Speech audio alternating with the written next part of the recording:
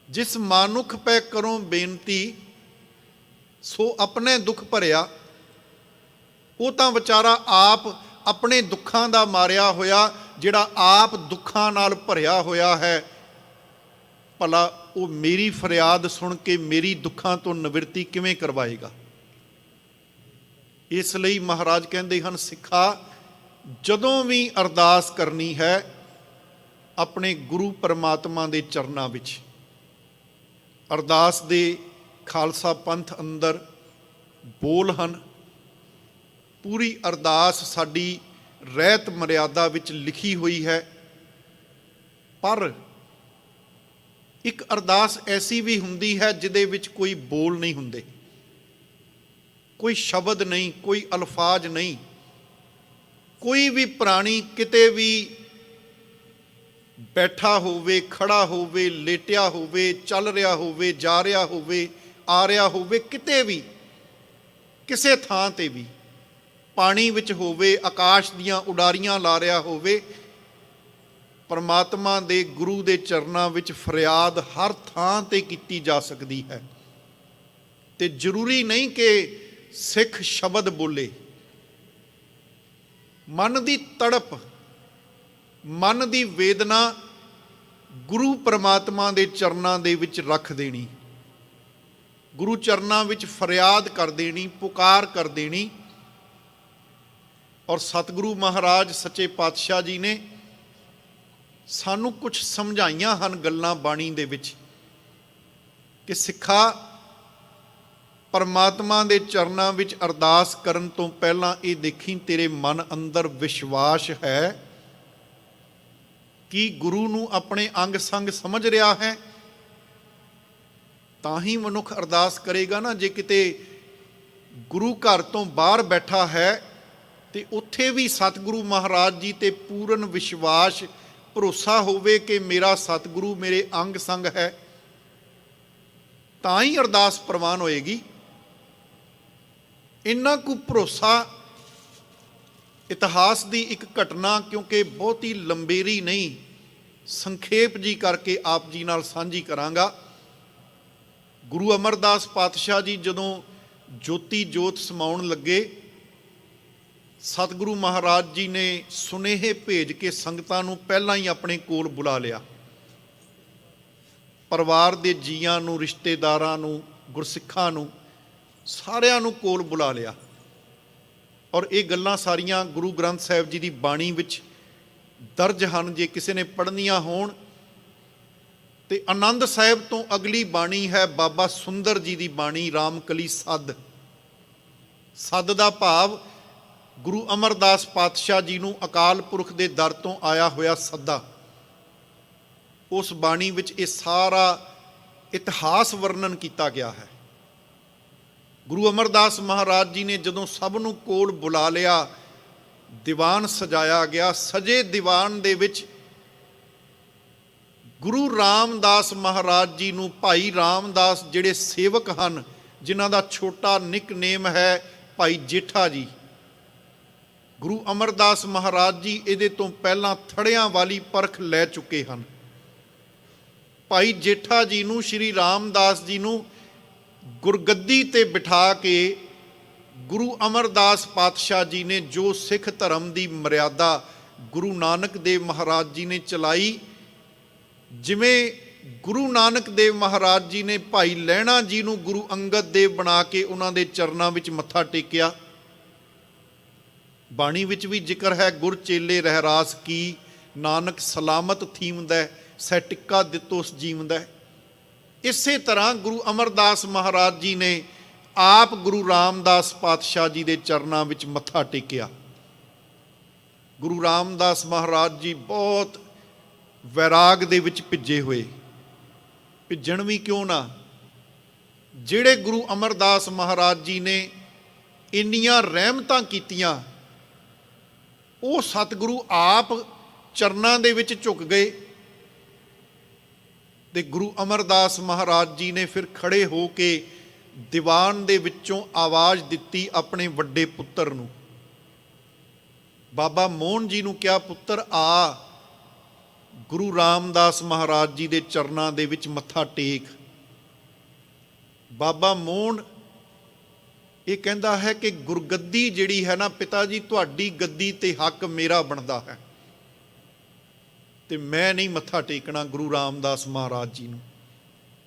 ਵੱਡਾ ਪੁੱਤਰ ਗੁਰੂ ਅਮਰਦਾਸ ਮਹਾਰਾਜ ਜੀ ਦਾ ਬਾਗੀ ਹੋ ਗਿਆ, ਇਹ ਗੱਲ ਕਹਿ ਕੇ ਬਾਹਰ ਚਲਾ ਗਿਆ। ਫਿਰ ਗੁਰੂ ਅਮਰਦਾਸ ਮਹਾਰਾਜ ਜੀ ਨੇ ਛੋਟੇ ਪੁੱਤਰ ਨੂੰ ਆਵਾਜ਼ ਦਿੱਤੀ, ਪੁੱਤਰ ਮੋਰੀ ਤੂੰ ਆਣ ਕੇ ਗੁਰੂ ਰਾਮਦਾਸ ਜੀ ਦੇ ਚਰਨਾਂ ਵਿੱਚ ਮੱਥਾ ਟੇਕ। ਔਰ ਇਹ ਜ਼ਿਕਰ ਵੀ ਰਾਮਕਲੀ ਸੱਦ ਦੇ ਵਿੱਚ ਮਿਲਦਾ ਹੈ, ਮੋਰੀ ਪੁੱਤ ਸਨਮੁਖ ਹੋਆ, ਰਾਮਦਾਸੈ ਪੈਰੀ ਪਾਏ ਜੀਓ। ਗੁਰੂ ਗ੍ਰੰਥ ਸਾਹਿਬ ਜੀ ਦੇ ਅੰਦਰ ਭਾਈ ਮੋਰੀ ਜੀ ਨੂੰ ਸਨਮੁਖ ਸਿੱਖ ਦੀ ਪਦਵੀ ਮਿਲੀ ਹੈ। ਔਰ ਸੱਚਮੁੱਚ ਬਾਬਾ ਮੋਰੀ ਜੀ ਗੁਰੂ ਰਾਮਦਾਸ ਮਹਾਰਾਜ ਜੀ ਦੇ ਚਰਨਾਂ ਵਿੱਚ ਮੱਥਾ ਟੇਕ ਕੇ ਹੱਥ ਜੋੜ ਕੇ ਖੜੇ ਹੋਏ। ਜੋ ਵੀ ਉਹਨਾਂ ਦੀ ਭਾਵਨਾ ਸੀ, ਹਰ ਸਿੱਖ ਜਿਵੇਂ ਆਪਣੇ ਸਤਿਗੁਰੂ ਦੇ ਚਰਨਾਂ ਵਿੱਚ ਆਪਣੀ ਭਾਵਨਾ ਹੱਥ ਜੋੜ ਕੇ ਰੱਖਦਾ ਹੈ, ਬਾਬਾ ਮੋਰੀ ਜੀ ਨੇ ਜਦੋਂ ਆਪਣੀ ਭਾਵਨਾ ਰੱਖ ਲਈ, ਗੁਰੂ ਅਮਰਦਾਸ ਮਹਾਰਾਜ ਜੀ ਨੇ ਇੱਕ ਸਵਾਲ ਕੀਤਾ। ਕਹਿਣ ਲੱਗੇ, ਪੁੱਤਰ ਮੋਰੀ ਤੂੰ ਗੁਰੂ ਰਾਮਦਾਸ ਮਹਾਰਾਜ ਜੀ ਨੂੰ ਮੱਥਾ ਟੇਕਿਆ ਹੈ, ਕੀ ਸਮਝ ਕੇ, ਕੀ ਸੋਚ ਕੇ, ਕੀ ਵਿਚਾਰ ਕਰਕੇ ਮੱਥਾ ਟੇਕਿਆ ਈ? ਤੇ ਬਾਬਾ ਮੋਰੀ ਜੀ ਨੇ ਫਿਰ ਜਵਾਬ ਦਿੱਤਾ। ਕਹਿਣ ਲੱਗੇ, ਪਿਤਾ ਜੀ ਮੈਂ ਗੁਰੂ ਰਾਮਦਾਸ ਮਹਾਰਾਜ ਜੀ ਨੂੰ ਪਰਮਾਤਮਾ ਦਾ, ਗੁਰੂ ਨਾਨਕ ਪਾਤਸ਼ਾਹ ਜੀ ਦਾ, ਗੁਰੂ ਅੰਗਦ ਦੇਵ ਸਾਹਿਬ ਜੀ ਦਾ ਤੇ ਤੁਹਾਡਾ ਰੂਪ ਜਾਣ ਕੇ ਮੱਥਾ ਟੇਕਿਆ ਹੈ। ਜਦੋਂ ਇਹ ਬਚਨ ਕਹੇ ਬਾਬਾ ਮੋਰੀ ਜੀ ਨੇ, ਗੁਰੂ ਅਮਰਦਾਸ ਪਾਤਸ਼ਾਹ ਜੀ ਬਹੁਤ ਪ੍ਰਸੰਨ ਹੋਏ। ਬਾਬਾ ਮੋਰੀ ਜੀ ਨੂੰ ਸੀਨੇ ਨਾਲ ਲਗਾ ਕੇ ਗੁਰੂ ਅਮਰਦਾਸ ਮਹਾਰਾਜ ਜੀ ਨੇ ਜੋ ਸਾਨੂੰ ਉਪਦੇਸ਼ ਬਖਸ਼ਿਆ, ਬਾਬਾ ਮੋਰੀ ਜੀ ਨੂੰ ਤਾਂ ਪਿਆਰ ਕਰਨਾ ਹੀ ਸੀ। ਮਹਾਰਾਜ ਜੀ ਨੇ ਬਹੁਤ ਪਿਆਰ ਕੀਤਾ, ਬੜੀਆਂ ਬਖਸ਼ਿਸ਼ਾਂ ਕੀਤੀਆਂ, ਬਚਨ ਵੀ ਦਿੱਤੇ, ਪਰ ਜਿਹੜਾ ਸਿੱਖ ਸੰਗਤਾਂ ਨੂੰ ਉਪਦੇਸ਼ ਦਿੱਤਾ ਬਹੁਤ ਕੀਮਤੀ ਉਪਦੇਸ਼ ਸੀ। ਕਹਿਣ ਲੱਗੇ, ਜਿਸ ਵਿਸ਼ਵਾਸ ਨਾਲ, ਜਿਸ ਭਰੋਸੇ ਦੇ ਨਾਲ ਬਾਬਾ ਮੋਰੀ ਜੀ ਨੇ ਗੁਰੂ ਰਾਮਦਾਸ ਮਹਾਰਾਜ ਜੀ ਨੂੰ ਮੱਥਾ ਟੇਕਿਆ ਹੈ, ਗੁਰਸਿੱਖੋ, ਜਦੋਂ ਵੀ ਸਤਿਗੁਰੂ ਮਹਾਰਾਜ ਜੀ ਦੇ ਚਰਨਾਂ ਵਿੱਚ ਮੱਥਾ ਟੇਕੋ, ਗੁਰੂ ਮਹਾਰਾਜ ਜੀ ਦੇ ਚਰਨਾਂ ਵਿੱਚ ਅਰਦਾਸ ਕਰੋ, ਬਸ ਇਸੇ ਭਰੋਸੇ, ਇਸੇ ਵਿਸ਼ਵਾਸ ਨਾਲ ਕਰੋ ਕਿ ਮੇਰਾ ਸਤਿਗੁਰੂ ਪਰਮਾਤਮਾ ਦਾ ਰੂਪ ਹੈ। ਇਹਦਾ ਭਾਵ ਜਿਹੜੇ ਗੁਰੂ ਅਮਰਦਾਸ ਮਹਾਰਾਜ ਜੀ ਨੇ ਸਿੱਖ ਸੰਗਤਾਂ ਨੂੰ ਉਪਦੇਸ਼ ਬਖਸ਼ੇ, ਅੱਜ ਵੀ ਸਾਡੇ ਤੇ ਲਾਗੂ ਹੁੰਦੇ ਹਨ। ਜੇ ਅਸੀਂ ਉਹਨਾਂ ਉਪਦੇਸ਼ਾਂ ਨੂੰ ਮੰਨ ਲਈਏ ਤੇ ਗੁਰੂ ਗ੍ਰੰਥ ਸਾਹਿਬ ਮਹਾਰਾਜ ਜੀ ਦੇ ਚਰਨਾਂ ਵਿੱਚ ਅੱਜ ਵੀ ਮੱਥਾ ਟੇਕ ਕੇ ਜੇ ਅਰਦਾਸ ਕਰੀਏ, ਤਾਂ ਸਾਡੇ ਮਨਾਂ ਅੰਦਰ ਪੂਰਾ ਭਰੋਸਾ ਹੋਣਾ ਚਾਹੀਦਾ ਹੈ ਕਿ 10 ਪਾਤਸ਼ਾਹੀਆਂ ਸਾਡੀਆਂ ਹਾਜ਼ਰ ਨਾਜ਼ਰ ਹਨ। ਇੱਥੇ ਜਿੱਥੇ ਗੁਰੂ ਗ੍ਰੰਥ ਸਾਹਿਬ ਮਹਾਰਾਜ ਬਿਰਾਜਮਾਨ ਹਨ, ਇਹਨਾਂ ਦੇ ਅੰਦਰ ਆਪ ਇੱਕ ਇੱਕ ਅੱਖਰ ਦੇ ਵਿੱਚ ਪਰਮਾਤਮਾ ਆਪ ਬੈਠਾ ਹੈ। ਗੁਰੂ ਮਹਾਰਾਜ ਜੀ ਆਪ ਹਾਜ਼ਰ ਨਾਜ਼ਰ ਹਨ। ਇੰਨੇ ਭਰੋਸੇ ਦੇ ਨਾਲ, ਤੇ ਜੇ ਕਿਤੇ ਸਿੱਖ ਬਾਹਰ ਹੈ, ਦੂਰ ਹੈ, ਤੇ ਦੂਰ ਵੀ ਮਹਾਰਾਜ ਜੀ ਨੂੰ ਜਿਵੇਂ ਬਚਨ ਹੈ ਬਾਣੀ ਦੇ ਵਿੱਚ, ਗੁਰ ਮੇਰਾ ਸੰਗ ਸਦਾ ਹੈ ਨਾਲੇ, ਸਿਮਰ ਸਿਮਰ ਤਿਸ ਸਦਾ ਸੰਭਾਲੇ। ਪੂਰਨ ਭਰੋਸੇ ਦੇ ਨਾਲ ਸਤਿਗੁਰੂ ਮਹਾਰਾਜ ਜੀ ਦੇ ਚਰਨਾਂ ਵਿੱਚ ਅਰਦਾਸ ਬੇਨਤੀ ਕਰਨੀ, ਫਰਿਆਦ ਕਰਨੀ।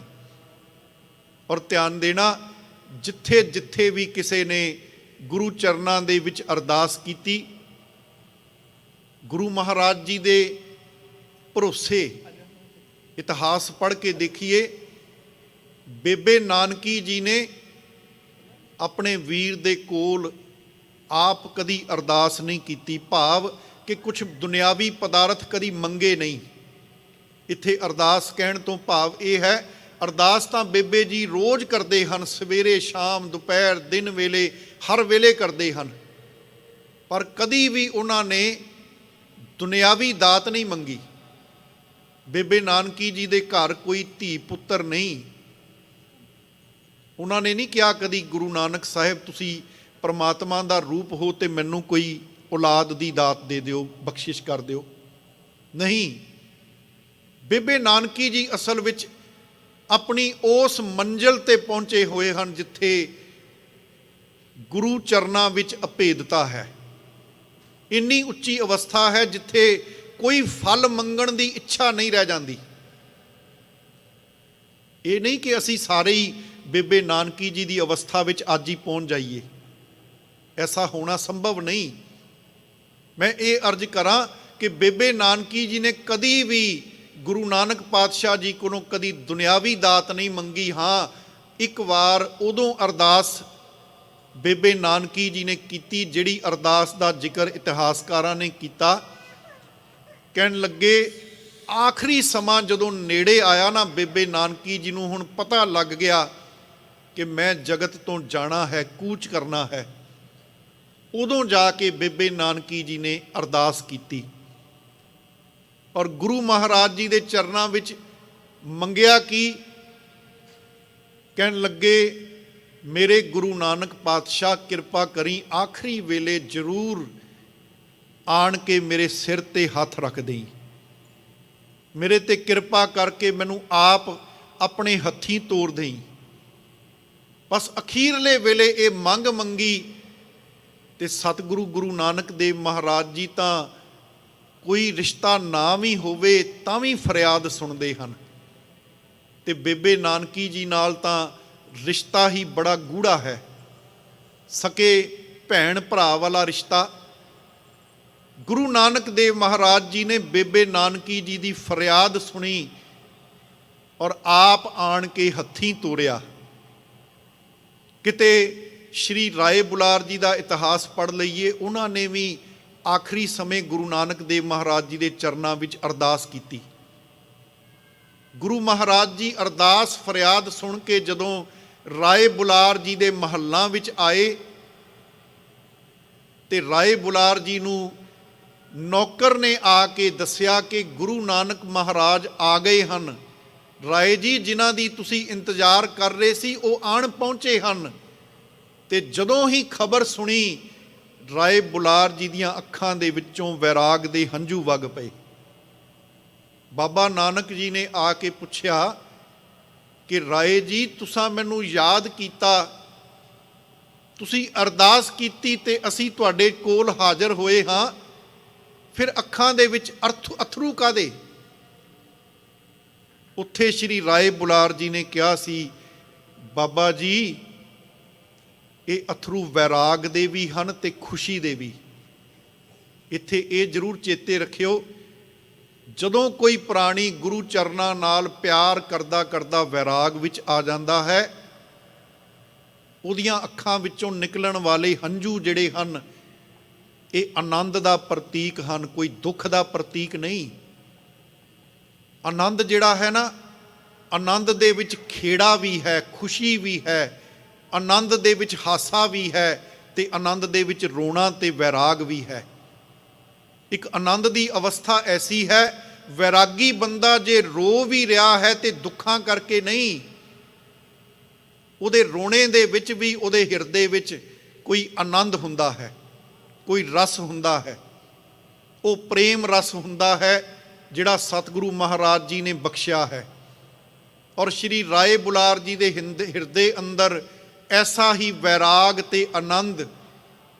ਕਹਿਣ ਲੱਗੇ ਕਿ ਰੋ ਇਸ ਲਈ ਰਿਹਾ ਹਾਂ, ਅੱਜ ਮੇਰੀਆਂ ਅੱਖਾਂ 'ਚੋਂ ਅਥਰੂ ਤਾਂ ਆਏ ਹਨ, ਅੱਗੇ ਤਾਂ ਤੁਸੀਂ ਜਦੋਂ ਵੀ ਮੇਰੇ ਮਹੱਲਾਂ ਵੱਲ ਆਉਂਦੇ ਸੀ ਤੇ ਮੈਂ ਮਹੱਲਾਂ ਤੋਂ ਬਾਹਰ ਰਾਹਾਂ ਵਿੱਚ ਜਾ ਕੇ ਤੁਹਾਨੂੰ ਲੈਣ ਜਾਂਦਾ ਸੀ ਤੇ ਲੈ ਕੇ ਘਰ ਆਉਂਦਾ ਸੀ, ਪਰ ਅੱਜ ਮੇਰਾ ਸਰੀਰ ਸਾਥ ਨਹੀਂ ਦੇ ਰਿਹਾ, ਇਸ ਲਈ ਰੋ ਰਿਹਾ ਹਾਂ ਕਿ ਤੁਹਾਨੂੰ ਮੈਂ ਬਾਹਰ ਲੈਣ ਵੀ ਨਹੀਂ ਆ ਸਕਿਆ। ਅੱਜ ਸਰੀਰ ਹੀ ਇੰਨਾ ਬਿਰਧ ਤੇ ਕਮਜ਼ੋਰ ਹੋ ਗਿਆ ਕਿ ਤੁਹਾਡੀ ਆਓ ਭਗਤ ਕਰਨ ਲਈ ਮੇਰਾ ਫਰਜ਼ ਸੀ, ਮੈਂ ਮਹੱਲਾਂ ਤੋਂ ਬਾਹਰ ਨਿਕਲ ਕੇ ਤੁਹਾਨੂੰ ਜੀ ਆਇਆਂ ਕਹਿੰਦਾ, ਪਰ ਰੋਣਾ ਇਸ ਲਈ ਆ ਗਿਆ ਕਿ ਅੱਜ ਮੈਂ ਬਾਹਰ ਨਹੀਂ ਆ ਸਕਿਆ। ਗੁਰੂ ਮਹਾਰਾਜ ਜੀ ਦੇ ਚਰਨਾਂ ਵਿੱਚ ਜਿਨ੍ਹਾਂ ਜਿਨ੍ਹਾਂ ਨੇ ਫਰਿਆਦ ਕੀਤੀ, ਅਰਦਾਸ ਕੀਤੀ, ਉਹਨਾਂ ਵਿੱਚ ਸ਼੍ਰੀ ਰਾਏ ਬੁਲਾਰ ਜੀ ਤੇ ਰਾਏ ਬੁਲਾਰ ਜੀ ਨੂੰ ਵੀ ਬਾਬਾ ਜੀ ਨੇ ਆਪ ਆਪਣੇ ਹੱਥੀਂ ਤੋਰਿਆ, ਜਗਤ ਤੋਂ ਵਿਦਾ ਕੀਤਾ। ਜੇ ਅੱਗੇ ਇਤਿਹਾਸ ਵੱਲ ਝਾਤ ਮਾਰੀਏ, ਘਟਨਾਵਾਂ ਤਾਂ ਅਨੇਕਾਂ ਹਨ, ਪਰ ਬੜੀ ਪਿਆਰੀ ਘਟਨਾ ਹੈ ਜਦੋਂ ਬਾਬਾ ਬੁੱਢਾ ਸਾਹਿਬ ਜੀ ਨੇ 6ਵੇਂ ਪਾਤਸ਼ਾਹ ਜੀ ਨੂੰ ਅਖੀਰਲੇ ਵੇਲੇ ਯਾਦ ਕੀਤਾ। ਗੁਰੂ ਹਰਗੋਬਿੰਦ ਸਾਹਿਬ ਮਹਾਰਾਜ ਜੀ ਦੇ ਚਰਨਾਂ ਵਿੱਚ ਫਰਿਆਦ ਕਰਦੇ, ਅਰਦਾਸ ਕਰਦੇ, ਤੇ ਗੁਰੂ ਹਰਗੋਬਿੰਦ ਸਾਹਿਬ ਮਹਾਰਾਜ ਬਾਬਾ ਬੁੱਢਾ ਸਾਹਿਬ ਜੀ ਦੀ ਅਰਦਾਸ ਸੁਣ ਕੇ ਆਪ ਪਹੁੰਚਦੇ ਹਨ। ਅਰਦਾਸ ਕੀਤੀ ਹੋਈ ਜਿਹੜੀ ਹੈ ਨਾ, ਅੱਜ ਵੀ ਜੇ ਅਸੀਂ ਸਤਿਗੁਰੂ ਮਹਾਰਾਜ ਜੀ ਦੇ ਚਰਨਾਂ ਵਿੱਚ ਜਿੱਥੇ ਮਰਜ਼ੀ ਬੈਠੇ ਹੋਈਏ, ਗੁਰੂ ਚਰਨਾਂ ਵਿੱਚ ਅਰਦਾਸ ਕਰਾਂਗੇ ਨਾ, ਹਾਂ ਇੰਨਾ ਤਾਂ ਸਭ ਸਿਆਣੇ ਆਖਦੇ ਹਨ ਕਿ ਸਿੱਖਾ ਅਰਦਾਸ ਜਦੋਂ ਵੀ ਕਰੀ ਭਰੋਸੇ ਨਾਲ ਕਰੀ ਤੇ ਅੰਦਰੋਂ ਕਰੀ, ਦਿਲੋਂ ਮਨੋਂ ਅਰਦਾਸ ਕਰੀ ਤੇ ਮਨੋਂ ਕੀਤੀ ਹੋਈ ਇੱਕ ਵਿਸ਼ਵਾਸ ਭਰੋਸਾ ਹੋਵੇ ਤੇ ਦੂਜਾ ਮਨੋਂ ਅੰਦਰੋਂ ਅਰਦਾਸ ਨਿਕਲੀ ਹੋਵੇ, ਫਿਰ ਪਰਮਾਤਮਾ ਦੇ ਗੁਰੂ ਦੇ ਚਰਨਾਂ ਵਿੱਚ ਪ੍ਰਵਾਨ ਹੁੰਦੀ ਹੈ। ਸਤਿਗੁਰੂ ਮਹਾਰਾਜ ਕਲਗੀਆਂ ਵਾਲੇ ਸਤਿਗੁਰੂ ਪਾਤਸ਼ਾਹ ਜੀ ਦਾ ਸਮਾਂ ਆਇਆ। ਇੱਥੇ ਇੱਕ ਸਿੱਖ ਆਇਆ ਗੁਰੂ ਮਹਾਰਾਜ ਜੀ ਦੇ ਚਰਨਾਂ ਵਿੱਚ ਆ ਕੇ, ਗੁਰੂ ਮਹਾਰਾਜ ਜੀ ਨੂੰ ਇੱਕ ਢਾਲ ਲੈ ਕੇ ਆਇਆ ਸੀ। ਆਪ ਜੀ ਨੂੰ ਇਤਿਹਾਸ ਦਾ ਪਤਾ ਹੈ, ਭਾਈ ਲਾਲ ਸਿੰਘ ਜਦੋਂ ਢਾਲ ਲੈ ਕੇ ਆਇਆ, ਕਿਉਂਕਿ ਢਾਲ ਇਹਨੇ ਬੜੀ ਮਿਹਨਤ ਕਰਕੇ ਆਪ ਤਿਆਰ ਕੀਤੀ ਸੀ, ਬੜੀ ਵੱਡੀ ਢਾਲ, ਬਹੁਤ ਮਜ਼ਬੂਤ ਢਾਲ ਸੀ। ਤੇ ਜਦੋਂ ਮਹਾਰਾਜ ਜੀ ਦੇ ਚਰਨਾਂ ਵਿੱਚ ਭੇਟ ਕੀਤੀ ਤੇ ਨਾਲ ਆਪਣੀ ਢਾਲ ਦੀਆਂ ਫਿਰ ਤਾਰੀਫਾਂ ਵੀ ਕਰ ਦਿੱਤੀਆਂ। ਮਨ ਹੀ ਮਨ ਵਿੱਚ ਸੋਚਣ ਵੀ ਲੱਗ ਪਿਆ ਕਿ ਮੇਰੇ ਕੋਲੋਂ ਇਹ ਗਲਤੀ ਹੋ ਗਈ, ਇਹ ਭੁਲੇਖਾ ਲੱਗ ਗਿਆ। ਕਈ ਵਾਰੀ ਨਾ ਗੱਲ ਕਰਕੇ ਬੰਦੇ ਨੂੰ ਪਤਾ ਲੱਗ ਜਾਂਦਾ ਹੈ ਕਿ ਮੈਂ ਆਹ ਜਿਹੜੀ ਗੱਲ ਕੀਤੀ ਹੈ ਥੋੜ੍ਹੀ ਗਲਤ ਮੇਰੇ ਕੋਲੋਂ ਕਰ ਹੋ ਗਈ। ਭਾਈ ਲਾਲ ਸਿੰਘ ਨੂੰ ਵੀ ਮਨ ਵਿੱਚ ਥੋੜ੍ਹਾ ਜਿਹਾ ਅਹਿਸਾਸ ਹੋਇਆ, ਤੇ ਜਦੋਂ ਰਾਤ ਵੇਲੇ ਸੌਣ ਲੱਗੇ ਤੇ ਪਤਨੀ ਨਾਲ ਵੀ ਗੱਲ ਸਾਂਝੀ ਕਰ ਲਈ। ਤੇ ਸਿੰਘਣੀ ਨੇ ਵੀ ਇਹੀ ਕਿਹਾ ਕਿ ਤੁਸੀਂ ਤਾਂ ਆਪਣੀ ਢਾਲ ਦੀਆਂ ਜਿਹੜੀਆਂ ਤਾਰੀਫਾਂ ਕਰ ਆਏ ਹੋ, ਤੇ ਉਹਨਾਂ ਤਾਰੀਫਾਂ ਦੇ ਵਿੱਚ ਇਹ ਸ਼ਬਦ ਕਹਿ ਬੈਠੇ ਹੋ ਕਿ ਇਸ ਢਾਲ ਦੇ ਵਿੱਚੋਂ ਕਦੀ ਗੋਲੀ ਨਹੀਂ ਲੰਘੇਗੀ। ਜਦੋਂ ਇਹ ਬਚਨ ਮਹਾਰਾਜ ਜੀ ਨੇ ਸੁਣੇ ਨਾ ਢਾਲ ਦੀ ਤਾਰੀਫ ਦੇ ਵਿੱਚ, ਤੇ ਸਤਿਗੁਰੂ ਮਹਾਰਾਜ ਜੀ ਨੇ ਇਹ ਕਹਿ ਦਿੱਤਾ, ਕਹਿਣ ਲੱਗੇ ਕੱਲ ਲੈ ਕੇ ਆਈ, ਆਪਾਂ ਗੋਲੀ ਚਲਾਵਾਂਗੇ, ਦੇਖਾਂਗੇ ਨਿਕਲਦੀ ਹੈ ਕਿ ਨਹੀਂ। ਹੁਣ ਭਾਈ ਲਾਲ ਸਿੰਘ ਸਾਰੀ ਰਾਤ ਪਤਨੀ ਨਾਲ, ਸਿੰਘਣੀ ਨਾਲ ਗੱਲਬਾਤ ਕਰਨ ਤੋਂ ਬਾਅਦ ਉਹਨੇ ਵੀ ਹਾਮੀ ਭਰ ਦਿੱਤੀ ਕਿ ਤੁਹਾਨੂੰ ਇਸ ਤਰ੍ਹਾਂ ਨਹੀਂ ਕਹਿਣਾ ਚਾਹੀਦਾ ਸੀ, ਹੁਣ ਆਪਣੀ ਭੁੱਲ ਬਖਸ਼ਾਓ। ਪਰ ਕਹਿਣ ਲੱਗਾ ਨਹੀਂ, ਹੁਣ ਗੁਰੂ ਮਹਾਰਾਜ ਜੀ ਨੂੰ ਕਹਿ ਤਾਂ ਚੁੱਕਾ ਹੀ ਹਾਂ, ਪਰ ਸਾਰੀ ਰਾਤ ਅਰਦਾਸ ਦੇ ਵਿੱਚ ਜੁੜਿਆ ਰਿਹਾ।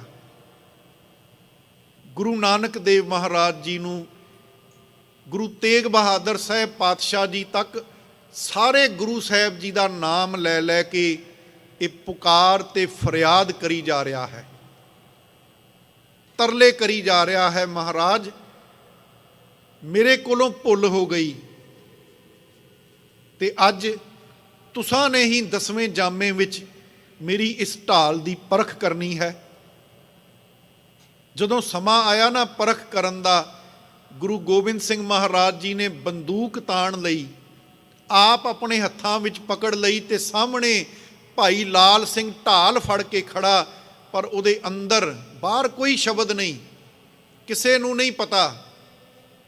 ਪਰ ਭਾਈ ਲਾਲ ਸਿੰਘ ਜੀ ਨੇ ਬਾਅਦ ਵਿੱਚ ਗੁਰਸਿੱਖਾਂ ਨੂੰ ਦੱਸਿਆ, ਕਹਿਣ ਲੱਗਾ ਕਿ ਮੇਰੇ ਅੰਦਰ ਤਾਂ ਪੁਕਾਰਾਂ ਚੱਲ ਰਹੀਆਂ ਸੀ, ਅਰਦਾਸ ਤੇ ਫਰਿਆਦ ਚੱਲ ਰਹੀ ਸੀ, ਤੇ ਕਲਗੀ ਵਾਲੇ ਸਤਿਗੁਰੂ ਮਹਾਰਾਜ ਜੀ ਨੇ ਜਦੋਂ ਗੋਲੀ ਚਲਾਉਣੀ ਸੀ, ਫਿਰ ਉਹਨਾਂ ਨੇ ਢਾਲ ਤੇ ਨਹੀਂ, ਭਾਈ ਲਾਲ ਸਿੰਘ ਜੀ ਦੇ ਸਿਰ ਦੇ ਉੱਪਰੋਂ ਦੀ ਲੰਘਾ ਦਿੱਤੀ। ਗੁਰੂ ਮਹਾਰਾਜ ਜੀ ਨੂੰ ਗੁਰਸਿੱਖਾਂ ਨੇ ਪੁੱਛਿਆ, ਮਹਾਰਾਜ ਤੁਸੀਂ ਤਾਂ ਢਾਲ ਦੀ ਪਰਖ ਕਰਨੀ ਹੈ, ਪਰ ਗੋਲੀ ਤੁਸੀਂ ਉੱਪਰੋਂ ਲੰਘਾ ਰਹੇ ਹੋ। ਸਤਿਗੁਰੂ ਮਹਾਰਾਜ ਜੀ ਨੇ ਕਿਹਾ, ਕਹਿਣ ਲੱਗੇ ਢਾਲ ਦੇ ਅੱਗੇ ਮੈਨੂੰ ਗੁਰੂ ਨਾਨਕ ਪਾਤਸ਼ਾਹ ਜੀ ਰਖਵਾਲੀ ਕਰਦੇ ਨਜ਼ਰ ਆ ਰਹੇ ਹਨ, ਮੈਂ ਕਿਵੇਂ ਗੋਲੀ ਚਲਾਵਾਂ। ਸਿੱਖ ਦੀ ਫਰਿਆਦ ਸਿੱਖ ਦੀ ਅਰਦਾਸ ਸੁਣ ਕੇ ਗੁਰੂ ਪਾਤਸ਼ਾਹ ਜੀ ਆਪ ਸਾਹਮਣੇ ਨਜ਼ਰ ਆ ਰਹੇ ਹਨ।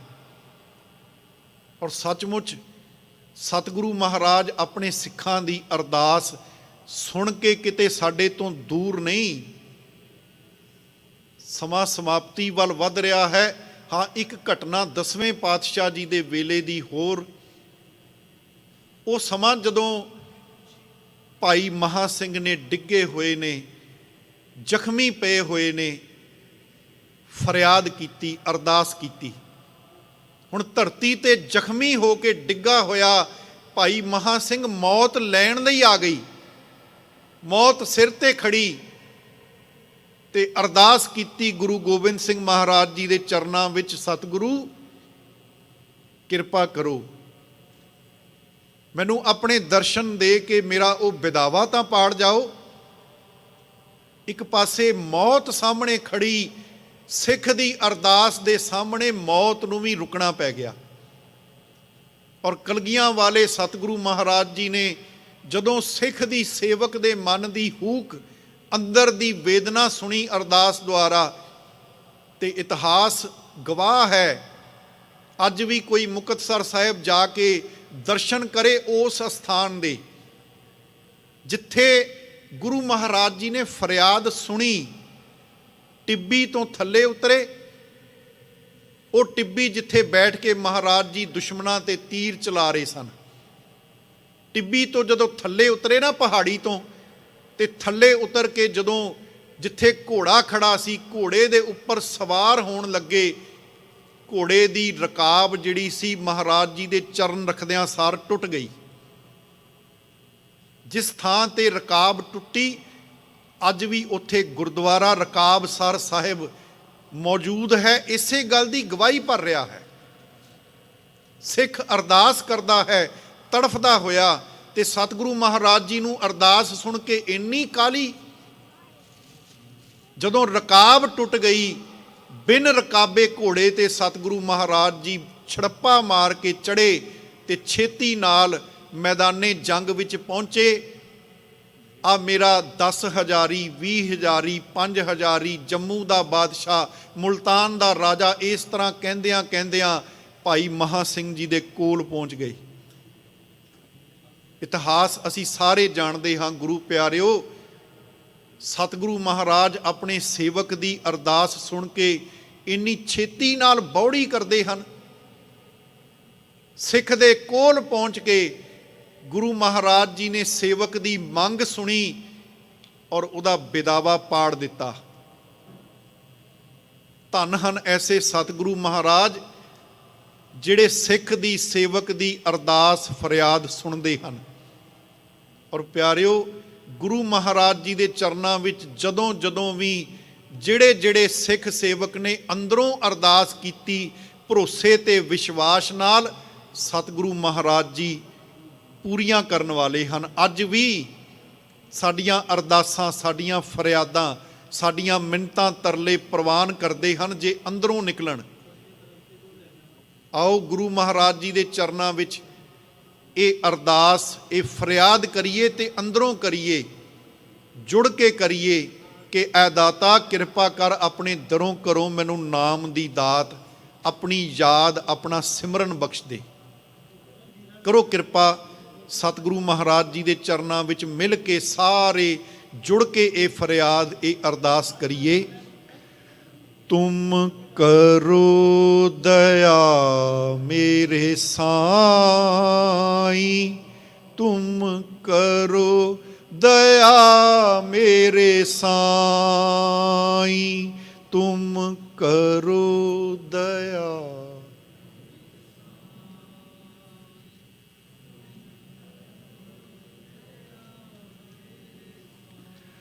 ऐसी मत दीजै मेरे ठाकुर,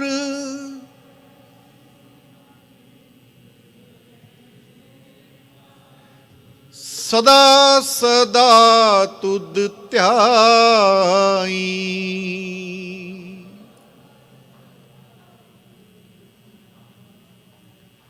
वाहे गुरु वाहे गुरु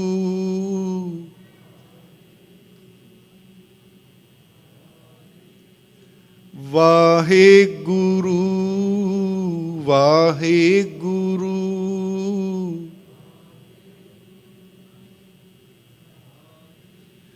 ਵਾਹਿਗੁਰੂ ਵਾਹਿਗੁਰੂ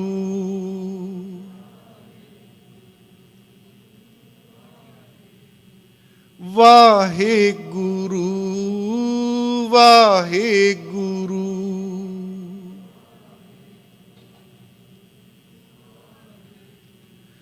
ਵਾਹਿਗੁਰੂ ਵਾਹਿਗੁਰੂ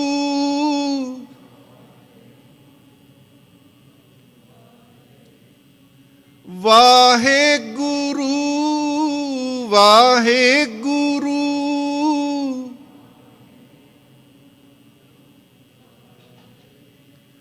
ਵਾਹਿਗੁਰੂ ਵਾਹਿਗੁਰੂ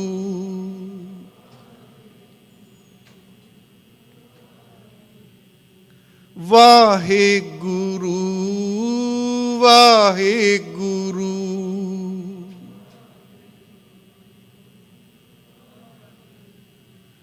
तुम करो दया मेरे साईं, तुम करो दया मेरे साईं, तुम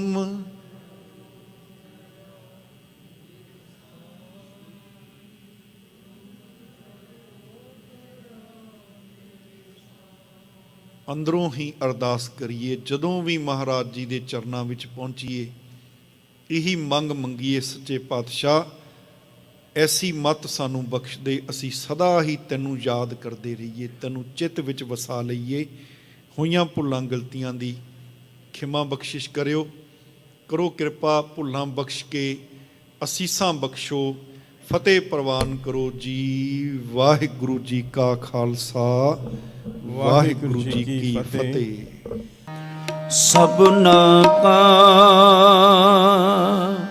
ਮਾਂ ਪਿਓ ਆਪ ਹੈ, ਮਾਂ ਪਿਓ ਆਪ ਹੈ, ਮਾਂ ਪਿਓ ਆਪ ਹੈ। ਸਭਨਾ ਕਾ ਮਾਂ ਪਿਓ ਆਪ ਹੈ, ਮਾਂ ਪਿਓ ਆਪ ਹੈ, ਮਾਂ ਪਿਓ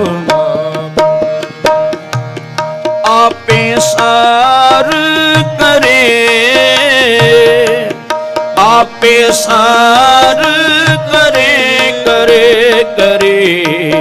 सबना का माँ प्यो आप है, सबना का माँ प्यो आप है, माँ प्यो आप है, माँ प्यो आप है, माँ प्यो आप है, माँ प्यो आप है।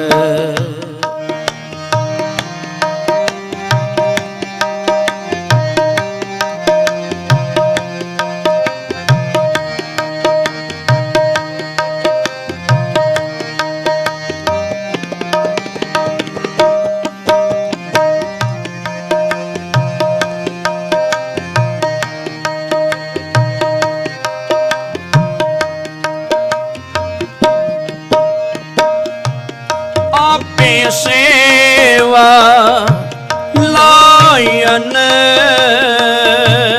आपे सेवा लायन,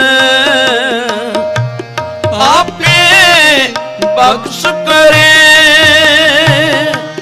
आपे बख्श करे, आपे बख्श करे, आप में बख्श करे।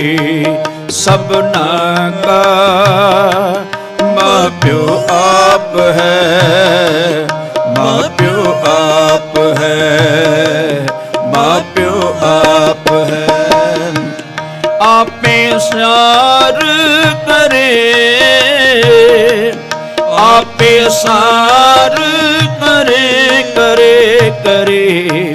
सबना का माँ प्यो आप है, सबना का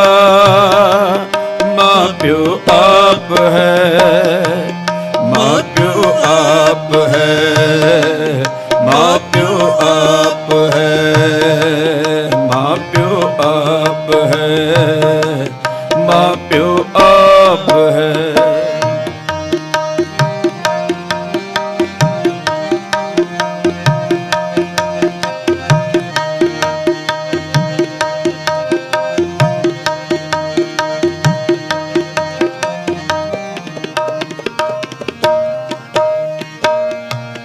नानक नाम ध्यान, नानक नाम ध्यान, तिन निज घर वास है, तिन निज घर वास है, जुग जुग शोभा होए, जुग जुग शोभा होए होए, सबना का माँ प्यो आप है, माँ प्यो आप है, माँ प्यो आप, सबना का माँ प्यो आप है, माँ प्यो आप है, माँ प्यो आप है। आपे सार करे वाहिगुरु, आपे सार करे, आपे सार करे, आपे सार करे, करे करे, सबना का माँ प्यो आप है, माँ प्यो आप है, माँ प्यो आप है।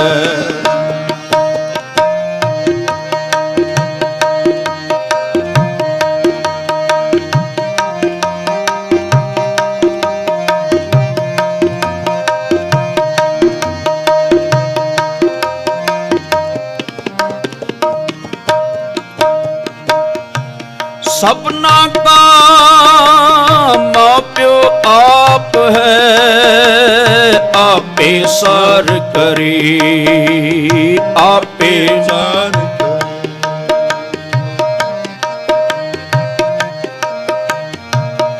जो मांगो सो पाओ रे, गुर प्रसाद मेरे मन वसिया, मेरे मन वसिया, जो मांगो सो पाओ रे, जो मांगो पाओ,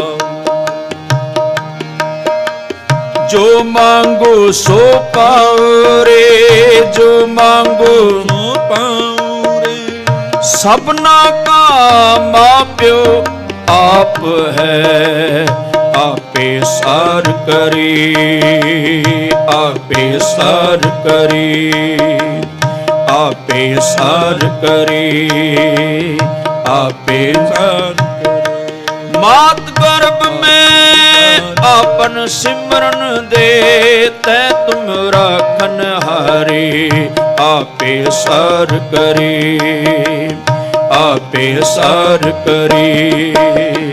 वाहिगुरु वाहिगुरु वाहिगुरु धन वाहिगुरु, वाहिगुरु वाहिगुरु वाहिगुरु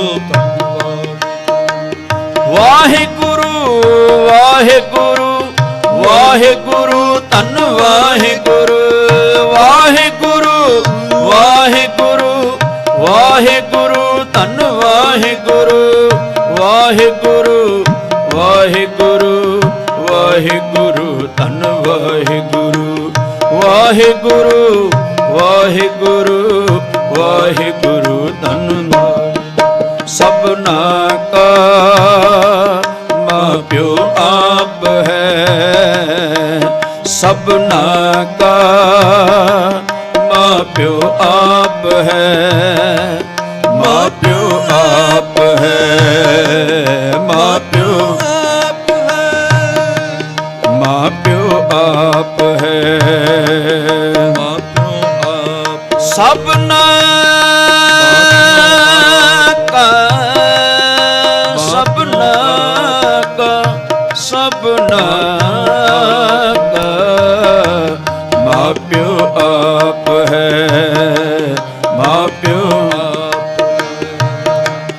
माँ प्यो आप है, माँ प्यो आप है,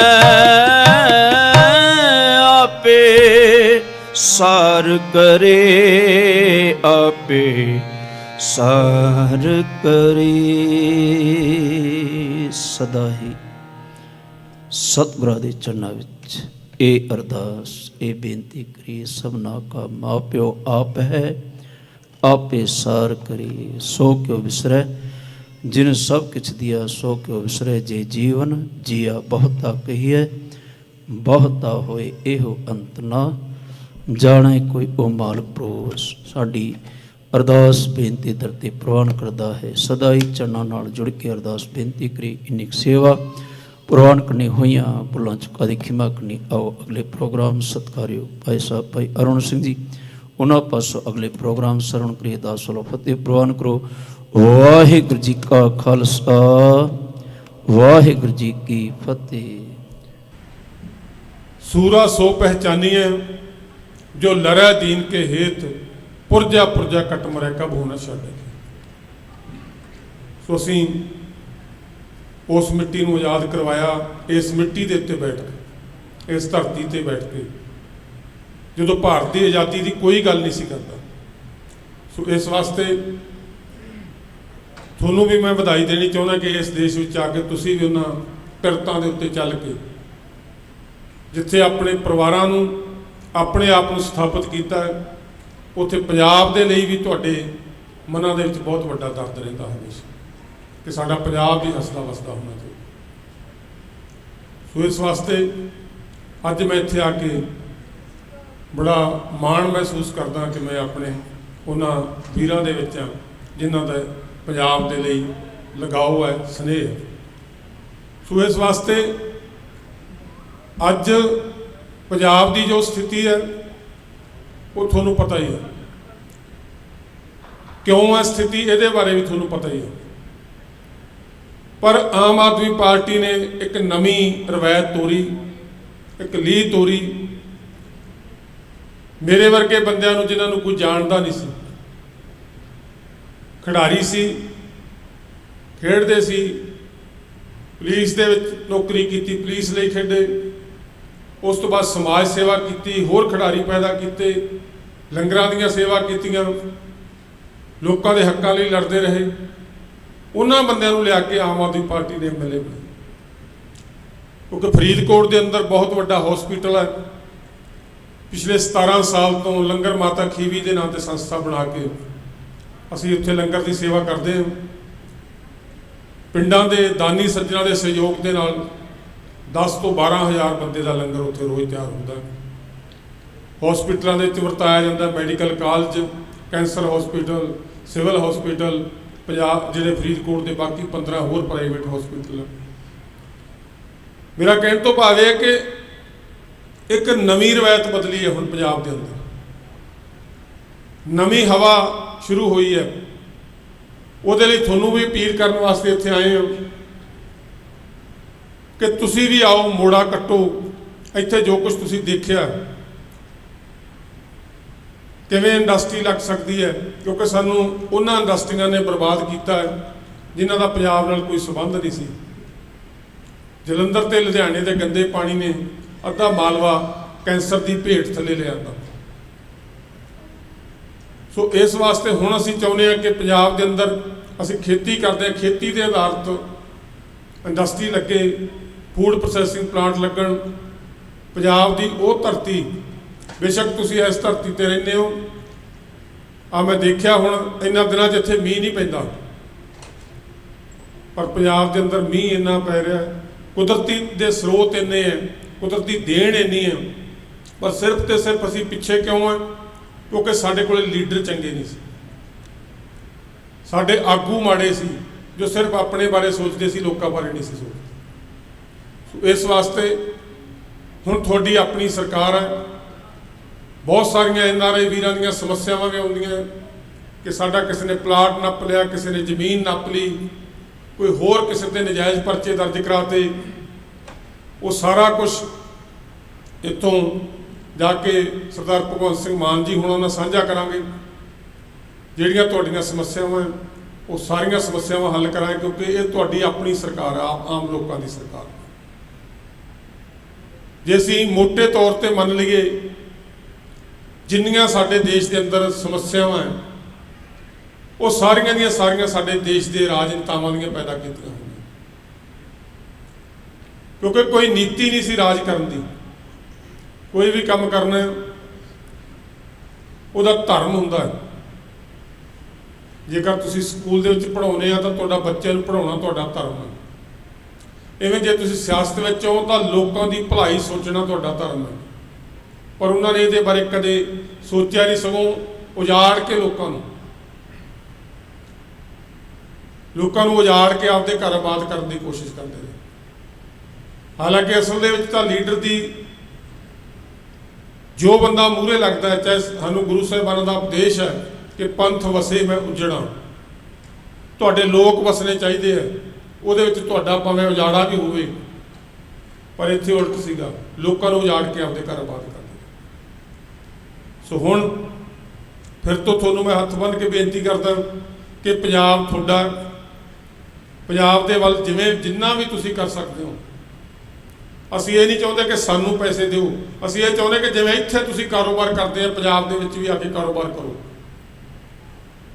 ਕਾਰੋਬਾਰ ਦੇ ਨਾਲ ਜਿੱਥੇ ਸਾਡੇ ਉੱਥੇ ਨੌਜਵਾਨਾਂ ਨੂੰ ਰੁਜ਼ਗਾਰ ਮਿਲੂਗਾ, ਸਾਡੀ ਸਟੇਟ ਖੁਸ਼ਹਾਲ ਹੋਊਗੀ, ਕਿਸਾਨ ਖੁਸ਼ਹਾਲ ਹੋਣਗੇ, ਕਿਸਾਨਾਂ ਦੇ ਨਾਲ ਮਜ਼ਦੂਰ ਖੁਸ਼ਹਾਲ ਹੋਣਗੇ। ਉਹ ਮਿੱਟੀ ਜੋ ਗੁਰੂਆਂ ਪੀਰਾਂ ਦੀ ਧਰਤੀ ਹੈ। ਹੁਣੇ ਵੀਰ ਜੀ ਇੱਥੇ ਗੱਲ ਕਰ ਰਹੇ ਸੀ ਕਿ ਪਿਛਲੇ ਦਿਨੀ ਦਰਬਾਰ ਸਾਹਿਬ ਗਏ ਤੇ ਇਹਨਾਂ ਨੂੰ ਉੱਥੇ ਨੌਜਵਾਨ ਨਹੀਂ ਮਿਲੇ, ਤਾਂ ਮੈਂ ਇੱਥੇ ਦੇਖ ਰਿਹਾ ਸੀ ਕਿ ਲਾਈਨ ਲੱਗੀ ਹੋਈ ਸੀ ਨੌਜਵਾਨਾਂ ਦੀ। ਬਸ ਇੱਥੋਂ ਹੀ ਗੱਲ ਸਾਨੂੰ ਸਮਝ ਲੈਣੀ ਚਾਹੀਦੀ ਹੈ ਕਿ ਅੱਜ ਪੰਜਾਬ ਦੇ ਵਿੱਚ ਨੌਜਵਾਨ ਕਿਉਂ ਨਹੀਂ ਦਿਸ ਰਿਹਾ। ਪਿਛਲੇ 25 ਸਾਲਾਂ ਤੋਂ ਸਾਡਾ ਨੌਜਵਾਨ ਪੰਜਾਬ ਛੱਡ ਕੇ ਵਿਦੇਸ਼ਾਂ ਵੱਲ ਨੂੰ ਭੱਜ ਰਿਹਾ ਕਿ ਉਸ ਧਰਤੀ ਦੇ ਉੱਤੇ ਉਹਨਾਂ ਕੋਲੇ ਕਰਨ ਨੂੰ ਕੁਝ ਨਹੀਂ। ਸੋ ਹੁਣ ਜਿੰਨਾ ਉੱਥੇ ਸਾਡੇ ਕੋਲੇ ਪੰਜਾਬ ਬਚਿਆ, ਇੱਥੇ ਜਿਹੜੇ ਸਾਡੇ ਜਿਨ੍ਹਾਂ ਦੇ ਕੋਲੇ ਬਹੁਤ ਕੁਛ ਹੈ, ਗਿਆਨ ਹੈ, ਵੱਡੇ ਵਿਦਵਾਨਾਂ ਨੂੰ ਮਿਲੇ ਆ ਜਿਹੜੇ ਪੰਜਾਬ ਤੋਂ ਛੱਡ ਕੇ ਇੱਥੇ ਆਏ ਆ, ਜਿਨ੍ਹਾਂ ਨੇ ਅਮਰੀਕਾ ਨੂੰ ਆਬਾਦ ਕੀਤਾ ਹੈ, ਉਹਨਾਂ ਬੰਦਿਆਂ ਨੂੰ ਬੇਨਤੀ ਕਰਾਂਗੇ ਕਿ ਆਓ ਵਾਪਸ ਆ ਕੇ ਪੰਜਾਬ ਨੂੰ ਵੀ ਆਬਾਦ ਕਰੀਏ ਤੇ ਜਿਹੜਾ ਨੌਜਵਾਨ ਇੱਧਰ ਨੂੰ ਆਉਂਦਾ ਉਹਨੂੰ ਉੱਥੇ ਰੁਜ਼ਗਾਰ ਦੇ ਸਕੀਏ। ਸੋ ਕਿਉਂਕਿ ਜਿੰਨਾ ਚਿਰ ਸੋਚਾਂਗੇ ਨਹੀਂ,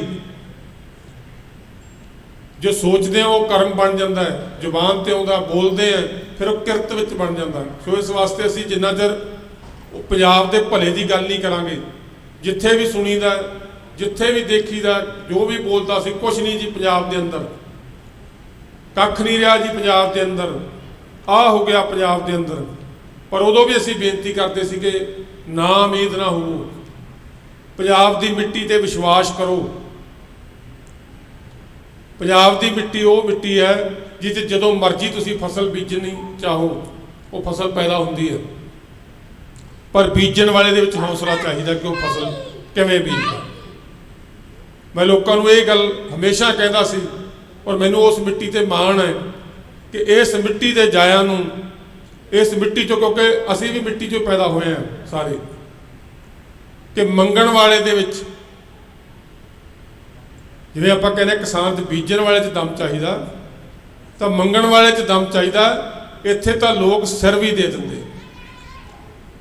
ਸੋ ਇਸ ਵਾਸਤੇ ਆਪਾਂ ਉਸ ਪੰਜਾਬ ਦੀ, ਉਸ ਮਿੱਟੀ ਦੀ ਮਹਾਨਤਾ ਨੂੰ ਕਾਇਮ ਰੱਖਣਾ ਸਾਰਿਆਂ ਨੇ, ਜਿੰਨਾ ਵੀ ਅਸੀਂ ਜੋ ਵੀ ਕੁਝ ਕਰ ਸਕਦੇ ਹਾਂ ਉਹਦੀ ਬਿਹਤਰੀ ਵਾਸਤੇ, ਉਹਦੇ ਭਲੇ ਵਾਸਤੇ। ਉੱਥੇ ਤੁਹਾਡੀ ਆਪਣੀ ਸਰਕਾਰ ਹੈ, ਜਿਵੇਂ ਵੀ ਅਸੀਂ ਚਾਹਾਂਗੇ ਵੀ ਤੁਸੀਂ ਇੱਥੋਂ ਆਪਦੀਆਂ ਕੰਪਨੀਆਂ ਬਣਾਓ, ਕੋਆਪਰੇਟਿਵ ਸੁਸਾਇਟੀਆਂ ਬਣਾਓ, ਤੁਸੀਂ ਵੀ ਤਰੱਕੀ ਕਰੋ, ਸਾਡਾ ਸਟੇਟ ਵੀ ਤਰੱਕੀ ਕਰੇ। ਇੰਨੀਆਂ ਹੀ ਬੇਨਤੀਆਂ ਕਰਦਾ, ਕੋਈ ਅੱਖਰ ਵੱਧ ਘੱਟ ਬੋਲਿਆ ਜਾਵੇ ਉਹਦੇ ਲਈ ਮਾਫੀ ਚਾਹੁੰਦਾ। ਤੇ ਫਿਰ ਤੋਂ ਮੈਂ ਤੁਹਾਨੂੰ ਇੱਥੇ ਦੇਖ ਕੇ, ਤੁਹਾਡੀ ਤਰੱਕੀ ਦੇਖ ਕੇ ਮਾਣ ਮਹਿਸੂਸ ਕਰਦਾ ਕਿ ਪੰਜਾਬੀਆਂ ਨੇ, ਜੋ ਸਾਡੇ ਗੁਰੂਆਂ ਨੇ ਇਹ ਸੋਚਿਆ ਸੀ ਕਿ ਸਿੱਖ ਵੱਖਰੀ ਪਹਿਚਾਣ ਬਣ ਕੇ ਦੁਨੀਆ ਦੇ ਵਿੱਚ ਸਾਹਮਣੇ ਆਊਗਾ। ਇੱਥੇ ਵੀ ਵੱਖ-ਵੱਖ ਵਰਗਾਂ ਦੇ ਵਿੱਚ, ਵੱਖ-ਵੱਖ ਕਿੱਤਿਆਂ ਦੇ ਵਿੱਚ, ਵੱਖ-ਵੱਖ ਅਹੁਦਿਆਂ ਦੇ ਉੱਤੇ ਰਹਿ ਕੇ ਸਾਡੇ ਪੰਜਾਬੀ ਵੀਰਾਂ ਨੇ, ਗੁਰਸਿੱਖਾਂ ਨੇ ਜੋ ਆਪਣੀ ਵਿਲੱਖਣ ਪਹਿਚਾਣ ਬਣਾਈ ਹੈ, ਉਹਦੇ ਲਈ ਮੈਂ ਤੁਹਾਡਾ ਸਾਰਿਆਂ ਦਾ ਧੰਨਵਾਦ ਕਰਦਾ। ਕੋਈ ਅੱਖਰ ਵੱਧ ਘੱਟ ਬੋਲੇਗਾ ਉਹਦੇ ਲਈ ਮਾਫੀ ਚਾਹੁੰਦਾ। ਵਾਹਿਗੁਰੂ ਜੀ ਕਾ ਖਾਲਸਾ, ਵਾਹਿਗੁਰੂ ਜੀ ਕੀ ਫਤਿਹ।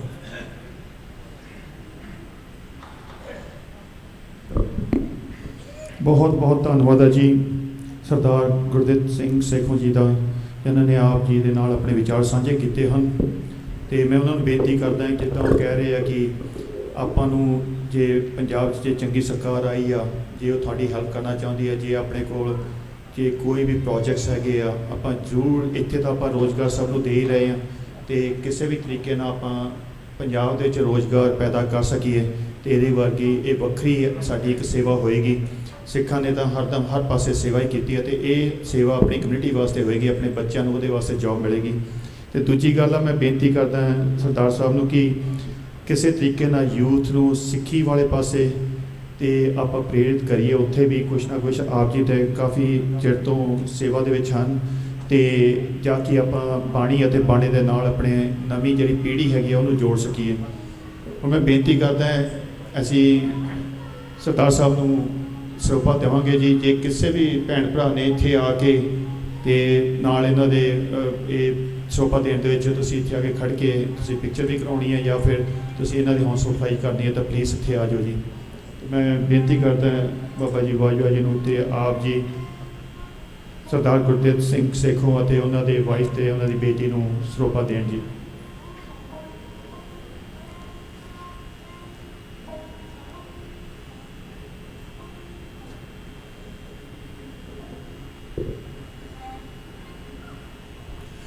ਕੋਈ ਵੀ ਮੇਰੀ ਆਵਾਜ਼ ਸੁਣ ਰਿਹਾ, ਜਿਹੜੇ ਵੀ ਫਰੀਦਕੋਟ ਇਲਾਕੇ ਦੇ ਵਿੱਚੋਂ ਕੋਈ ਵੀ ਸੱਜਣ ਲੰਗਰ ਘਰ 'ਚ ਜਾਂ ਇੱਥੇ ਹੈਗੇ ਆ ਤਾਂ ਪਲੀਜ਼ ਸਟੇਜ 'ਤੇ ਆ ਜਾਓ ਤਾਂ ਕਿ ਆਪਾਂ ਇਹਨਾਂ ਦੀ ਹੌਸਲਾ ਅਫਜ਼ਾਈ ਕਰ ਸਕੀਏ।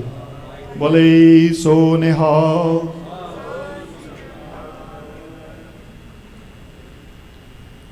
ਬੋਲੇ ਸੋ ਨਿਹਾਲ।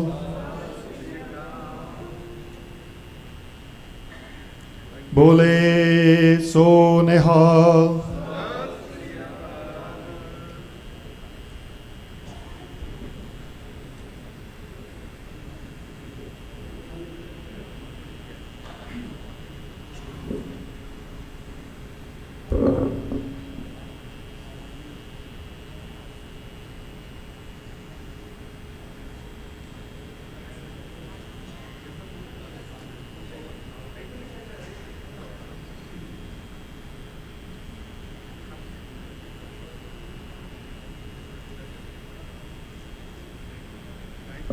ਮੈਂ ਇੱਕ ਵਾਰੀ ਫਿਰ ਤੁਹਾਨੂੰ ਵਧਾਈ ਦਿੰਦਾ ਜੀ ਤੁਹਾਡੀ ਜਿੱਤ ਦੀ, ਅਤੇ ਹੋਪ ਕਰਦੇ ਹਾਂ ਕਿ ਤੁਸੀਂ ਬਹੁਤ ਵਧੀਆ ਕੰਮ ਕਰੋਗੇ ਪੰਜਾਬ ਵਾਸਤੇ ਜੀ। ਅਤੇ ਫਿਰ ਇੱਕ ਵਾਰੀ ਬੇਨਤੀ ਕੀਤੀ ਜਾਂਦੀ ਹੈ, ਅਗਰ ਕਿਸੇ ਨੂੰ ਵੀ ਕਿਸੇ ਤਰ੍ਹਾਂ ਦਾ ਕੋਈ ਲੋੜ ਹੁੰਦੀ ਹੈ ਤਾਂ ਜ਼ਰੂਰ ਤੁਸੀਂ